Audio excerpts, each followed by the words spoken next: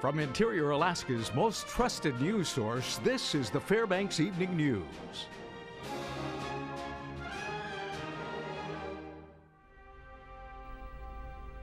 Good evening. Forest fires continue to blaze across the state. 1,200 additional firefighters have been flown up from the lower 48 to help battle the flames. Now Mike Fussell has more in this report. 21 new forest fires are now blazing across the state of Alaska, bringing the total number of active fires to just under 300, according to a report by the Interagency Coordination Center. Public Information Officer for the Alaska Interagency Coordination Center, Cale Casey, says crews are still battling the Tozitna fire surrounding Tanana, which has been difficult to get reinforcements to due to low visibility. So Tanana is one of those areas where you have to have a 3-mile visibility to be able to land an aircraft. And if we don't have that visibility, we're not going to risk getting a crew in there. Puts more pressure on the hotshots that are there, but they've done a great job. The Rex Complex fire, which is made up of both the Kobe and Fish Creek blazes, is now being serviced by more than 400 personnel. The Kobe fire now stands at 9,400 acres, and the Fish Creek fire is just under 7,000. A number of smaller fires are surrounding the Fairbanks area, feeding smoke into town. Casey says while the haze is causing poor air quality in the Golden Heart City, the lack of wind to push out the smoke is helpful in slowing the spread of active fires. You know, on the one hand, you kind of want all the smoke to blow out of here, but if it does blow out of here, that means there's going to be a lot of wind associated with it, and wind will carry flame and move the next fire bigger. So I think we're going to see this smoke for potentially a long time. The Tanana Valley Division of the American Red Cross has moved from an assistive role that was held earlier in the month before many fires sparked throughout the interior to a more direct response. The organization is meeting those evacuated by fires at the Fairbanks International Airport to help relocate them and provide care packets that contain items people may have forgotten to bring with them when leaving their homes. Executive Director of the Tanana Valley Red Cross, Lori Wilson, says it's important for people in the Fairbanks area to be prepared because fires can happen very quickly. If you get cut off, what supplies do you need? Water, food, to be self-sufficient. If you have to evacuate your home, what do you need to have with you? Maybe have some stuff already staged and ready to go. Reporting, I'm Mike Fussell. It was another day of dense smoke across the Tanana Valley as fires continued to burn in almost every direction. The cities of Fairbanks and North Pole continue under a dense smoke advisory until midnight tomorrow night.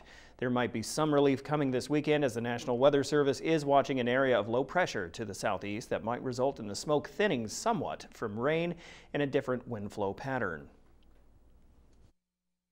As we get further closer to Fairbanks over the weekend, there'll be maybe some more showers moving into the area, but the amount of rain probably won't be very substantial at all. And so it won't make probably too much of a difference on any of the nearby fires. The wind pattern may change a bit as we go into Sunday with this disturbance moving up from the Gulf of Alaska. But in reality, there are fires all around beyond the greater Fairbanks area, so there'll be some movement of smoke into the area no matter which way the wind is blowing. Wildfire smoke is continuing to impact air quality in the interior. The Fairbanks North Star Borough is forecasting air quality ranging from very unhealthy to unhealthy for sensitive groups. Air quality immediately downwind of the fires will be hazardous. Particulate concentrations will be higher in the cooler overnight hours and will vary with wind direction and proximity to a fire. People who are sensitive or have respiratory problems and experience any effects are urged to follow the instructions of their physician. Fairbanks Memorial Hospital is seeing a slight increase in emergency room patients with respiratory issues, according to hospital officials. As smoke continues to blanket the area, those in charge of the FMH facility are ensuring air quality in the hospital stays at safe levels. Measures such as disabling automatic doors and monitoring the facility's system of filters and air quality data are being implemented as the borough releases pollutant advisories. Facility workers plan on containing areas of high-quality air and moving patients if poor conditions are detected within the hospital. Director of Operations Clint Brooks says maintaining safe conditions at FMH are important because many with breathing difficulties seek refuge at the hospital. We are operating a hospital, which, we have to maintain our indoor air quality. And we also are people that are suffering from like asthma and things of that nature, and respiratory disease are coming here because the air quality is so good. So we're operating kind of a clean air respite for those people that are suffering with those conditions. When we come back, if you've been wondering what is going on with the Interior Energy Project to truck natural gas down from the north, we'll have an update. Also tonight, we have another backyard barbecue showing you the process for properly preparing and cooking half chickens. Stay with us.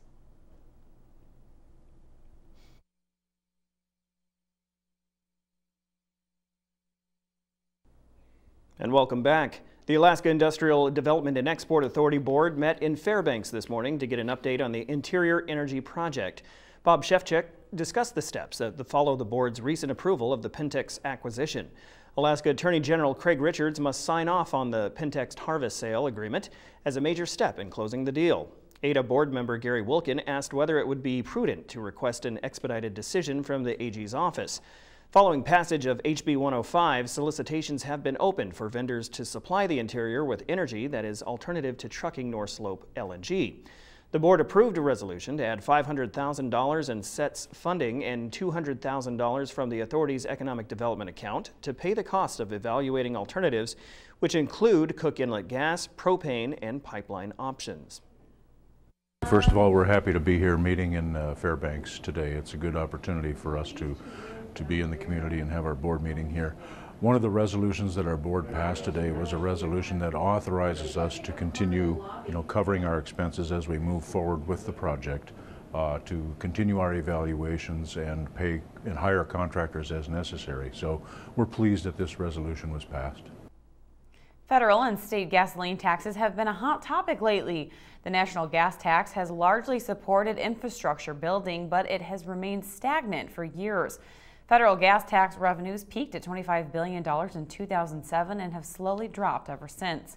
Gas prices have dropped about $1 a gallon since 2014, saving motorists about $700. But a number of states are pushing gas tax increases to make up for loss of revenue.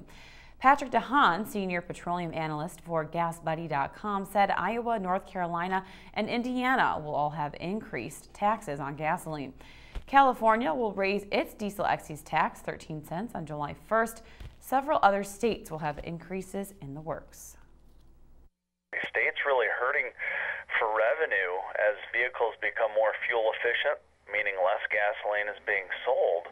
And with the cost of construction rising, many states have been upward adjusting the amount of tax that they're charging on not only gasoline but other fuels as well. The latest data from the American Petroleum Institute puts the local, state, and federal combined tax in Alaska at about 29.7 cents per gallon. That is the lowest in the country.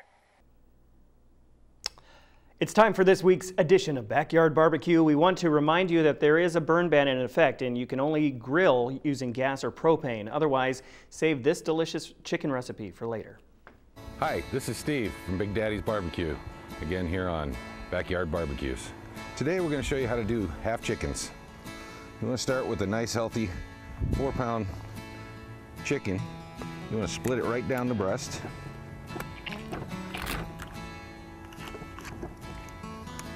Then you want to cut out your backbone.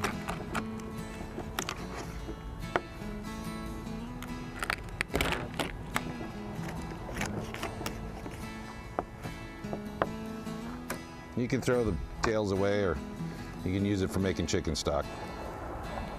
Then you want to hit it with your favorite rub.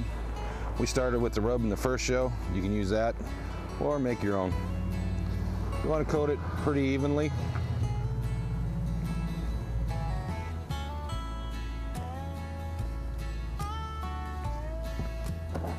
And then take it directly to your fire.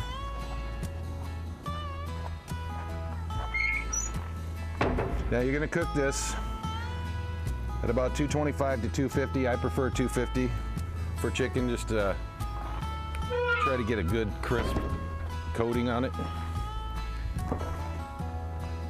You want the temperature of the thigh to be about 165 to 170. And that should give you a wonderful product that looks like this.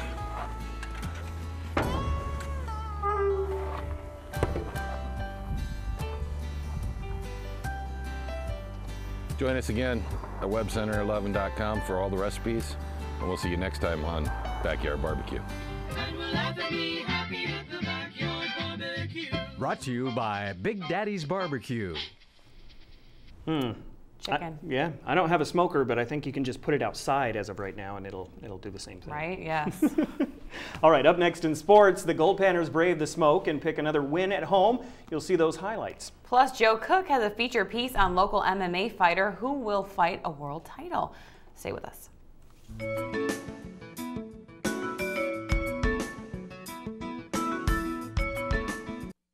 Welcome back, Interior Alaska. Joe Cook here with your local Thursday Sportscast. Our feature on a local MMA fighter going for a world title is coming up. But first, Alaska Gold Panthers baseball. Alaska took on the visiting Everett Monarchs on a smoking Wednesday night at Groudon Memorial Park. Alaska's Joe Fernandez out of El Camino Compton College, he threw an ace-like performance. Fernandez scattered 4 hits in 8 shutout innings. He also struck out 5 and walked 2 batters. Alaska led 5-0 after 2 innings thanks to a 4 spot in the bottom of the second. Rene Martinez, he led the offense for Alaska, going 3 for 3 from the plate with an RBI. Scooter Bynum scored twice and drove in a teammate with a single. The Monarchs gave up 8 hits and committed 5 errors in this one. Fernandez got help from his defense, as you're about to see. Mike Galelich lays out to make a beautiful catch to cap this one. Alaska wins 6-1 for their 4th straight win and ends the Monarchs' 3-game win streak. Alaska takes game 1 of this 5-game series. They are now 5-5 on the year. In Legion baseball, the Fairbanks 49ers AA team continued their win streak on the road. Down in the Delta, they downed Delta in a doubleheader on Wednesday with the final scores of 30-3 and 17-5. Both games went 5 innings. Jake Kriebel and Trent True were the winning pitchers for the 49ers. The 49ers have now won 6 straight games. Now this week, the 49ers AA and single A teams and both Alaska Wild teams are in Anchorage. The Niners AA team will play Kenai, Bartlett, and Eagle River. Single A faces Kodiak, Chugiak, and Service. Now the Wild single A team, they will play Chugiak, Kenai, and Diamond. And the Wild AA squad, they will play Kenai, Bartlett, and Eagle River this weekend. Baseball was about the only thing going on in the interior. Due to all the smoke, a number of events were canceled and more have been rescheduled. FYSA Soccer, Golden Heart Softball Association, and Interior Girls Softball Association canceled their games last night. FYSA canceled activities again for tonight. What was supposed to be tonight's Jim Loftus Mile at West Valley High School has been pushed back to Tuesday night, July 7th, and the Run from the Cops 5K, which was supposed to be this Saturday, has been rescheduled for Saturday, August 1st. And today we highlight a local woman who is quickly making a name for herself in the amateur ranks of mixed martial arts. Now she's aiming for a world title. Here's more on Cody Wareham. Inside the Frostbite Valley Tudo Gym at the corner of Mary Lee Avenue and College Road is a group of MMA enthusiasts. One of them is rising in the amateur ranks. Cody Wareham is going to Las Vegas on July 4th to compete in the International Mixed Martial Arts Federation World Championships. There's about 7 women in my bracket. There's a woman from Italy, United Kingdom, Poland, Romania, just a lot of places. It's going to be really interesting. Wareham wrestled for Lathrop High School and graduated in 2013. The 20-year-old made the transition to mixed martial arts seamlessly. Cody, such a hard worker, fast learner. She's really dedicated. Yeah, no, it's a pleasure to work with her. Yeah, she's improved so much. I mean, she really puts the time in. Wareham will be in the 115-pound or strawweight class. She's one of 4 women on Team USA's 12-man roster. She's the only Alaskan on the team and will go up against women from all over the world in the largest women's class at the world competition. In May, Wareham qualified by winning a national competition in St. Louis. In the same month, she won a local grappling tournament and came in second in the state jiu-jitsu tournament as well. I'm definitely prepared. You know, I'm just going to give it all that I have. And, you know, I've been working so hard that, you know, if something happens where I don't make it, I know that I tried my hardest. Wareham trains for at least 10 hours a week, along with doing CrossFit, weight training, and running. Her coach, Jeff Nielsen, who has 30 years of experience in MMA, believes she stands out from the competition. And you'll see a good kickboxer, but they don't have ground game or don't have wrestling. You'll see a jiu-jitsu girl who can't strike. And really, like, Cody's one of the ones I've seen that she can punch you in the face, she can take you down, she can submit you. I mean, and she's just tough. The IMMAF World Championships runs July 6th through the 11th in Las Vegas. Joe Cook reporting. And if you want to help Cody achieve the goal of winning the world title, you can donate to her GoFundMe page. You can find the link in this story on the WebCenter11.com sports page.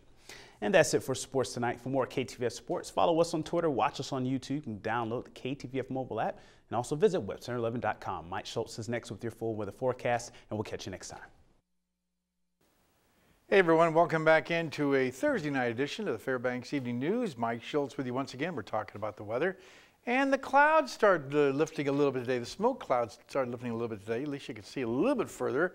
Wasn't quite as stifling as it has been. We still have a dense smoke advisory in effect through tomorrow, but things are looking a little better. And in this weekend, as we saw in that report, it may even help to get a little rain too. Our photograph night sent in by Mark Richardson, the sunset on Harding Lake, and you just almost can capture the waves lapping there. And a nice shot there, Mark. And as always, if you have a photograph to share, send it to photos@ktvf11.com. We'll share it with the rest of the audience. Here's your numbers.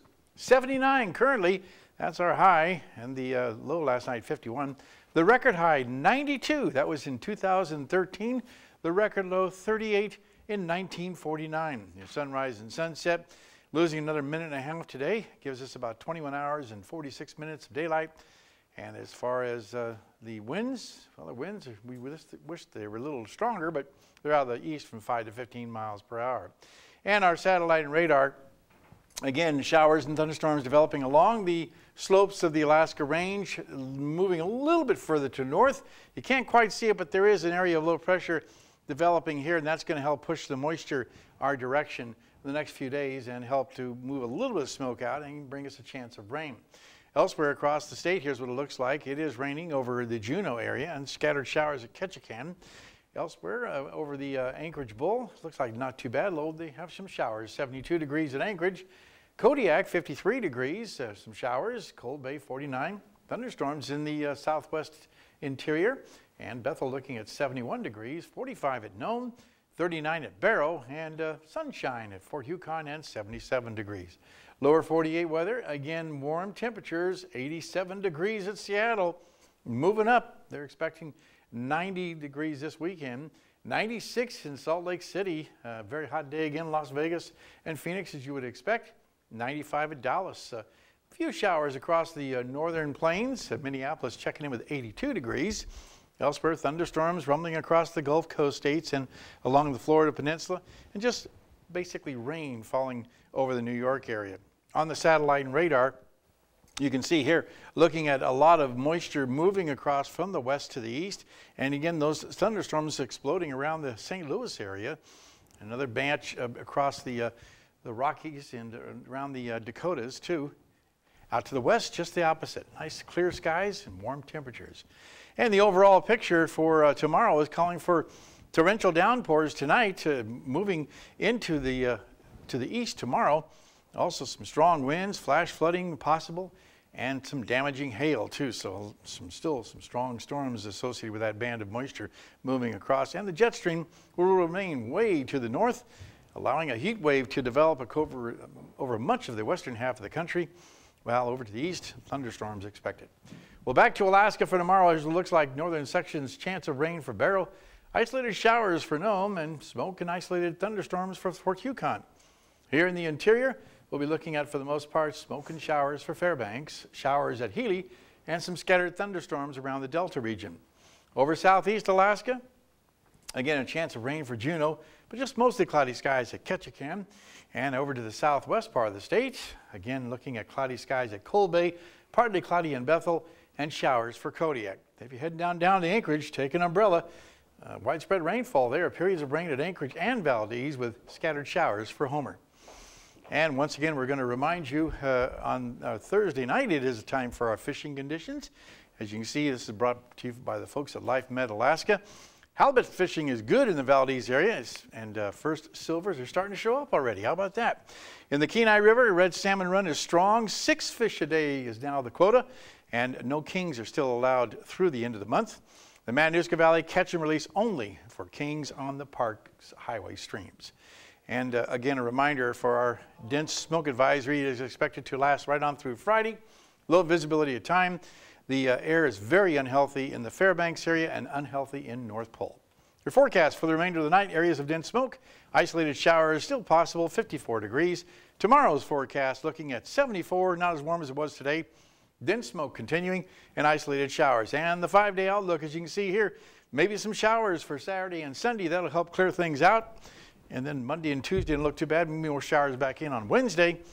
Overnight lows will also once again be in the mid to, well, lower 50s. And again, the weekend looks like it's going to be possibly a little better than we have been for the last few days. Okay, we can only hope. Thanks, Mike. Yeah. And we're out of time, so see you at 11 from all of us here. Have a great night. Good night.